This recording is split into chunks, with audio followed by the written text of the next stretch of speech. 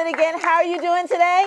Outstanding. Yeah. How are you doing today? Outstanding. That's right. That's right. So we have another outstanding speaker who is here today with us. And I especially like this gentleman because he has such an expressive face. Such an expression. As he looked at me when I said something to him, he was like, oh, you know, he gave me that eye. But this gentleman has so much energy, so much joy, and so much motivation that he shares with others. One of the things, he is a dynamic, one of the most dynamic young empowerment speakers and life coaches in the country. Taz Daddy is also the director of social media for the Clear Channel Radio, as well as one of the company's highest rated personalities. With his latest book, Common Sense Ain't Common, Taz shares life lessons that have led him out of homelessness and prosperity. But we know that, don't we? Common sense, is it that common? No, it really isn't. So anyway, Taz has been endorsed and mentored by my mentor, Les Brown. And Brown says of Taz, he is awesome. He will transform your life. Taz's outlook and perspective on our world is all at once humorous, analytical, uncanny, and thought-provoking. He's a mouthpiece of his generation. Ladies and gentlemen, welcome to the floor. Welcome to today's signing, Mr. Taz Daddy. Here you go, my friend. No pressure. Whew. I get tired and overwhelmed by that introduction. I don't know who that, but that's what it says on my ID. I'm Taz Daddy. How y'all doing? Outstanding. Some of y'all, you went all right. What's up with that, man? Outstanding. Yes. Outstanding. Listen, my name is Taz Daddy. I am a miracle, and that's the only way I can put it. You guys are absolute miracles. And what I mean by that is there are every time, and I didn't know this until I sat down with a friend of mine who was a biology major.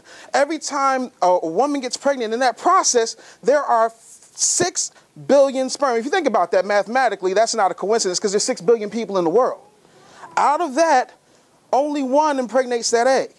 It's damn near impossible for you to be here, but you're here. And I'm here, and I had to get back in touch with what made me me, because I was caught up in the wrong things. I had a lot of energy and experience and things that just came very natural to me. My mother was a teacher. My father was in law enforcement. I started in radio at 9. I started speaking at 13. At 14, I had a TV show. Came on CBS Saturday mornings right before cartoons. So you couldn't tell me nothing. I was feeling good. I had all the toys. I could go to all the movies. I could do whatever I want. You're embarrassing cocky. Somebody stop me. And I grew up and I did what I had to do. Hey, Gomez, how you doing, girl? And what wound up happening, like anything else, you make some mistakes. You're not as Teflon as you thought you were. You're not as indestructible as your impetuous youth tells you you are. And so I got married. I had a very, very bad work experience, and although I was doing well and making a heck of a lot of money, somehow, some way, without the use of drugs or alcohol addiction, I lost absolutely everything. I mean, I'm talking about from flying, not first class, but privately, going from one end of the world to the other, hanging out with movie stars and singers and dating actresses and anything you could possibly imagine, I have done, and it's been an absolutely amazing experience. And then all of a sudden, my phone just stopped ringing. The email stopped coming in. You know, and I had been fired before. I had lost jobs before. It wasn't a big deal. And people began to call me Radio Tupac. Get shot a couple times. Taz be back. He'll be talking trash about it. Everything will be fine. And so nobody worried about me. And then there were people who began to separate themselves because they thought that all I was good for was to hook them up or put them on. And what I realized, aside from the fact that I was sleeping in my Jeep with what little I had, and as far as homeless people goes, to actually have a Jeep is doing pretty good, but not for me. Not in my mind. I'm like, this doesn't happen to other people. I'm Taz Daddy. No. And once I realized that it wasn't about me, once I understood that my place in the universe was infinitesimal, I got a brand new perspective. As my mother's favorite singer, Patti LaBelle, says, I got a new attitude. And I started separating myself from negative people. And I started remembering who I was at my core. And once that happened, things began to open up. And I'm working, and I'm not back in the industry because somebody had it in their mind that they were going to blackball me, but you can't blackball the universe. And the universe had a plan for me. And so what wound up happening was I started writing. And I don't know why I was writing. And while I was writing, I was actually working and finishing up a TV deal. I start shooting this TV show, and I heard a voice as loud as I am speaking to you right now saying, walk away from the TV deal. And I'm like,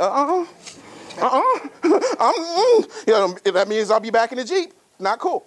Walk away from the TV deal and write. And so I'm like, no, this is not going to happen. You're crazy. And so I ignored it. And then all of a sudden the voice said, walk away from the TV deal and write.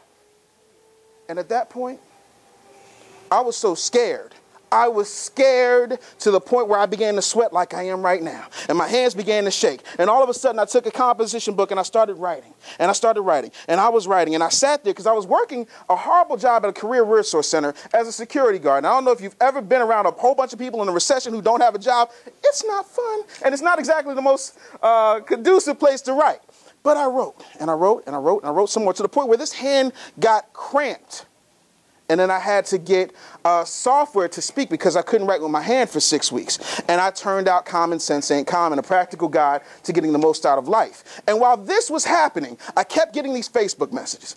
Hey, Taz, check me out. Hey, Taz, check me out. What's going on with you, man? Hey, I want to hang out. And I would, you know, type back because I believe if anybody's going to take the time to talk to me, I need to take the time to talk to them because there was a time when no one was talking to me.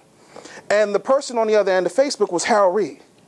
And Harold and I had talked and we had met up and I did an event in Brooklyn and we hung out. I was so happy to see him because he had said so many great things about me and I had read so many great things about him that when he came to Philly, I took him to my favorite burger joint, Nifty 50s.